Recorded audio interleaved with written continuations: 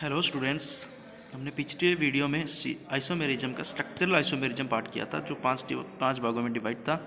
Structural isomerism का means होता है कि मॉलिक्यूल की स्ट्रक्चर में भिन्नता के कारण आइसोमर बनना। हमने स्ट्रक्चरल आइसोमर कहा। हमने स्टीरियो आइसोमेरिज्म। स्टीरियो आइसोमर कौन से होते हैं? स्टीरियो का मतलब होता है त्रिम, यानी स्पेस के अंदर मॉलिक्यूल की अरेंजमेंट अगर डिफरेंट होगी उससे जो आइसोमर जनरेट होंगे उन्हें हम स्टीरियो आइसोमर बोलेंगे।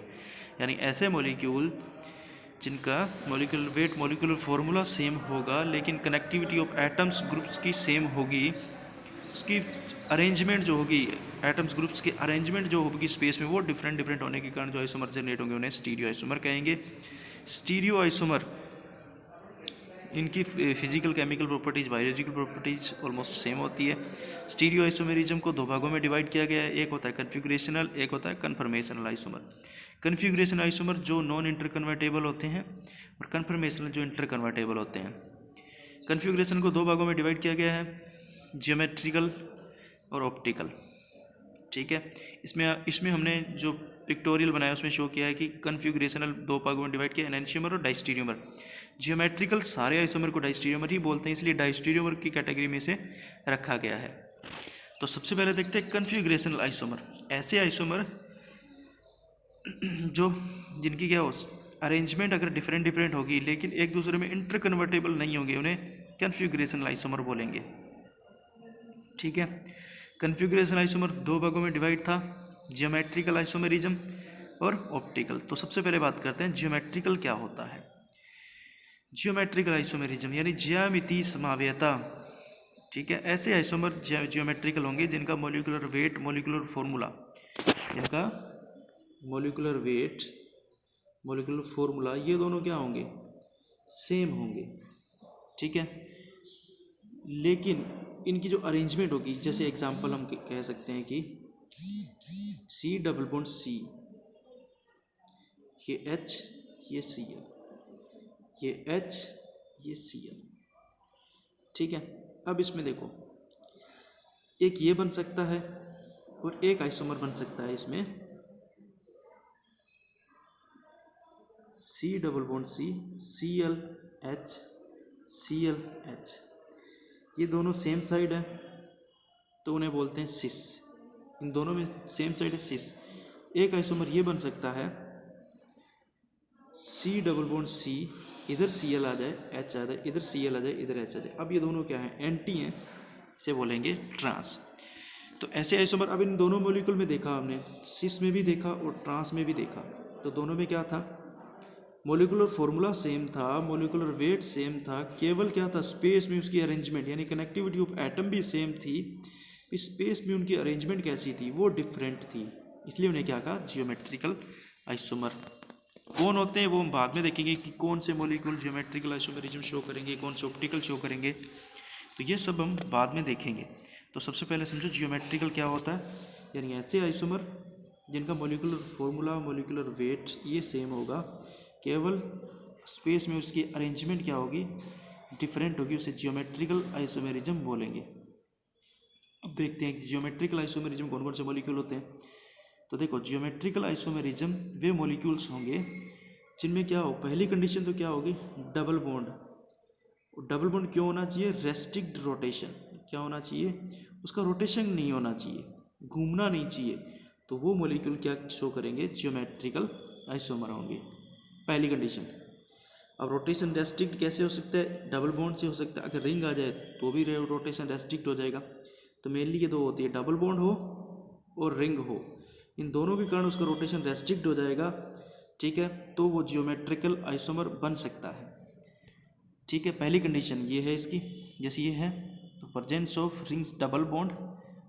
ठीक है, जैसे डबल बॉन्ड कहाँ हो सकता है? C double bond C double bond N और N डबल बॉन्ड N, ये तीनों ही जियोमेट्रिकल आइसोमेरिज्म शो कर सकते हैं। दूसरा आता है रिंग वाला भी हो सकता है, इसमें रोटेशन रेस्ट्रिक्ट हो सकता है। पहली कंडीशन ये थी। दूसरी कंडीशन इसकी होती है डबल बॉन्ड हो रिंग हो, साथ में क्या हो? इस डबल बॉन्ड के दोनों तरफ कार्बन तो होगा ही। ठीक है, यहाँ भी कार्बन है, तो यहाँ इस कार्बन की बची हुई दोनों वैलेंसी से ग्रुप क्या होना चाहिए? डिफरेंट होने चाहिए, ए और बी सेम नहीं होने चाहिए। जैसे ये ए है ये ए है, तो ये तो जियोमेट्रिकल शो करेगा कार्बन, लेकिन ये नहीं करेगा, एक नहीं, जियोमेट्रिकल आइसोमरिज्म दोनों कार्बन शो करने चाहिए, तो उसे हम बोलेंगे जियोमेट्रिकल आइसोमर। ठीक है, तो ये जो कंपाउंड होगा जियोमेट्रिकल आइसोमर नहीं होगा, क्योंकि इसमें क्या हो रहा है, एक कार्बन कर रहा है लेकिन दूसरा नहीं कर रहा डबल बॉन्ड का, तो वो डबल बॉन्ड का कंप्लीट मॉलिक्यूल में क्या होना चाहिए, डिफरेंट ग्रुप होना चाहिए दोनों साइड, तो वो जियोमेट्रिकल आइसोमेरिज्म शो करता है। दो कंडीशन समझ आ गई, डबल बॉन्ड से जुड़े हुए दोनों कार्बन की वैलेंसी क्या हो, डिफरेंट हो, ये जियोमेट्रिकल आइसोमेरिज्म शो करेगा। तो इस कंपाउंड में हमने देखा,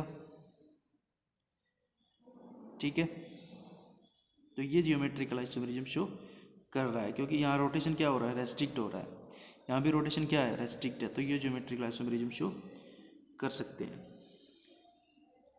ये दूसरी कंडीशन आपको यहाँ दिखा दी, attach each doubly bonded atoms क्या होने चाहिए, डिफरेंट होने चाहिए। ठीक है, इसमें भी डिफरेंट है, इसमें डिफरेंट है, और इसमें भी डिफरेंट है। अगर सेम है, जैसे यहाँ ये सेम है, यहाँ भी सेम है, तो ये क्या है, आइडेंटिकल है, जियोमेट्रिकल आइसोमर नहीं बनेंगे, एक ही मॉलिक्यूल होगा ये। ठीक है, और तीसरी कंडीशन इसकी ये आती है कि जियोमेट्रिकल आइसोमेरिज्म शो करने वाले सारे जो, क्योंकि हमें पता है डबल बॉन्ड कार्बन क्या होते हैं, प्लानर होते हैं, एक प्लान में होते हैं ये, इससे जुड़े हुए दोनों वैलेंसी भी क्या होती हैं, प्लान में होती है। अगर ये आउट ऑफ प्लान हो, मतलब कि हमने देखा ये डबल बॉन्ड है, तो डबल बॉन्ड हमेशा प्लान में होता है, यानी फर्श में मान लो, तो ये दोनों वैलेंसी भी कहाँ होंगी, फर्श के अंदर ही होंगी। अगर एक वैलेंसी फर्श में, दूसरी उसके ऊपर है, एक वैलेंसी फर्श में, दूसरी उसके नीचे है, तो क्या हो जाएगा, आउट ऑफ प्लान माना जाएगा, प्लान हम फर्श को मानते हैं, तो इस कारण वो जियोमेट्रिक आइसोमेरिज्म शो नहीं करेगा। अगर ये एक फर्श के ऊपर है, एक नीचे है, और ये क्या होती है, फर्श के अंदर ही है दोनों वैलेंसी, तो ये जियोमेट्रिकल आइसोमेरिज्म शो करेगा। ठीक है, अब हम एग्जांपल देखें, तो CH3Br CH3H BrH, तो ये दोनों साइड सेम साइड भी हैं, यहाँ दोनों एंटी हो गए, तो इसके दो आइसोमर बन गए, तो ये जियोमेट्रिक आइसोमेरिज्म शो कर रहा है। इसी प्रकार इसमें देखें, इसमें देखो यहाँ H माना जाएगा, दिख नहीं रहा, हमें मानना पड़ेगा, यहाँ H माना जाएगा। तो यहाँ देखें तो ये दोनों सेम साइड आ रहे हैं और यहाँ एंटी आ रहे हैं, लेकिन एक बात ध्यान रखना कि इसमें जो दोनों वैलेंसी हैं प्लेन के अंदर है, इसलिए जियोमेट्रिकल आइसोमेरिज्म शो कर रहा है। इसी प्रकार C डबल बॉन्ड N में देखें, तो C डबल बॉन्ड N में एक लोन पेयर काउंट होगा, एक साइड का OH काउंट होगा। तो यहाँ इसमें हम क्या बोलेंगे, सिस और ट्रांस नया मानकर इसे हम बोलेंगे सिन और एंटी, ये दो मानेंगे इसमें। तो ये अगर OH और H सेम है तो सिन, अपोजिट है तो एंटी। इसी प्रकार N डबल बॉन्ड N में सिन और एंटी मानेंगे, दोनों डबल बॉन्ड सेम है तो सिन, अपोजिट है तो एंटी।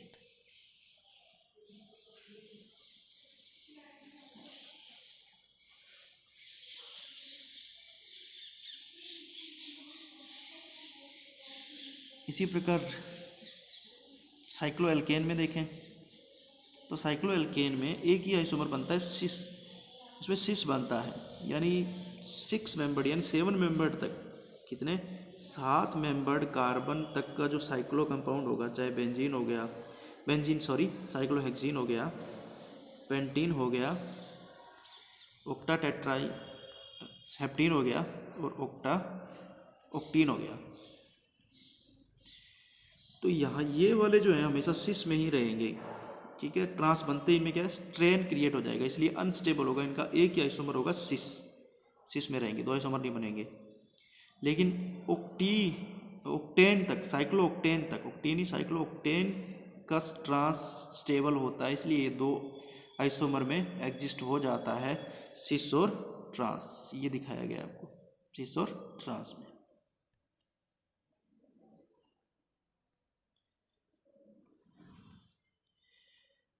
अब देखो इनके जो नोमेनक्लेचर किया जाता है ज्योमेट्रिकल आइसोमेरिज्म का, वो दो प्रकार से करते हैं, एक तो सिस और ट्रांस और एक ईजेड होता है सीनियरिटी ऑफ ग्रुप्स के आधार पे, जैसे कोन इंगोल्ड ने की दिया था, और सिस और ट्रांस सिमिलरिटी ऑफ ग्रुप्स के अकॉर्डिंग। अगर दोनों ग्रुप सेम साइड के अंदर हैं तो सिस, अगर अपोजिट है तो ट्रांस।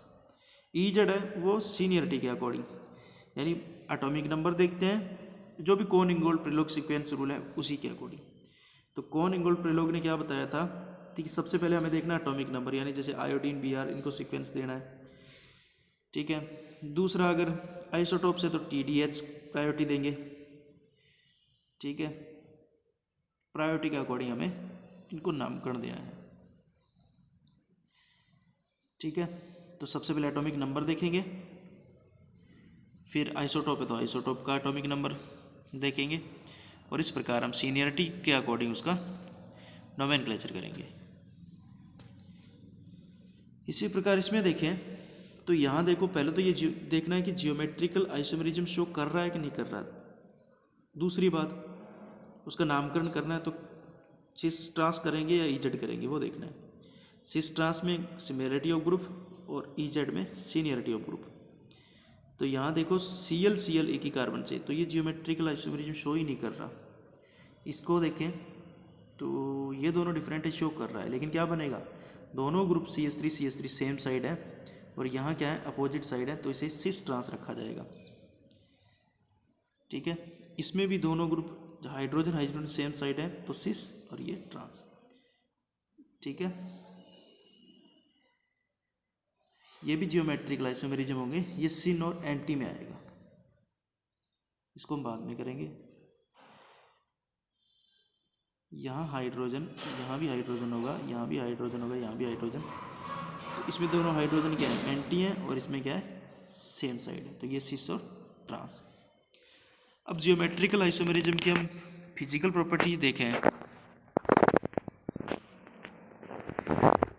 तो डाइपोल मोमेंट जो होगा वो किसका ज़्यादा होगा, सिस और ट्रांस की जियोमेट्रिक आइसोमेरिज्म देख रहे हैं हम, तो सिस का डाइपोल मोमेंट ज़्यादा होता है ट्रांस से। बॉइलिंग पॉइंट्स, डाइपोल मोमेंट ज़्यादा होगा तो अट्रैक्शन ऑफ फोर्स सिस में ज़्यादा हो जाएगा, तो इसका बॉइलिंग पॉइंट ज़्यादा होता है ट्रांस से। सोल्यूबिलिटी की बात करें तो सिस की सोल्यूबिलिटी ज़्यादा होती है पोलर कंपाउंड्स के अंदर, इन H2O में देखा है, H2O पोलर होता है, सिस ज़्यादा पोलर होता है तो ज़्यादा घुलेगा ट्रांस की कंपेरेटिव। मेल्टिंग पॉइंट की बात करें तो जो ट्रांस होता है उसकी पैकिंग ज़्यादा हो जाती है, क्योंकि इस टाइप से ही होता है, आसानी से पैक हो जाते हैं, जबकि सिस में क्या है, इस टाइप से होता है, तो ये इनकी पैकिंग अच्छी नहीं हो पाती, इसलिए इसका मेल्टिंग पॉइंट ट्रांस का ज़्यादा होता है सिस से। स्टेबिलिटी ट्रांस की ज़्यादा होती है सिस से, क्योंकि इसमें दोनों ग्रुप क्या होते हैं, सिस में दोनों ग्रुप सेम साइड होने के कारण रिपल्सन जनरेट होता है, जिसके कारण इसकी स्टेबिलिटी कम होती है, जबकि ट्रांस में दोनों ग्रुप दूरी पे होने के कारण रिपल्सन, एटम्स के बीच का जो रिपल्सन है वो नहीं हो पाता, जिसके कारण इसकी स्टेबिलिटी ज़्यादा होती है।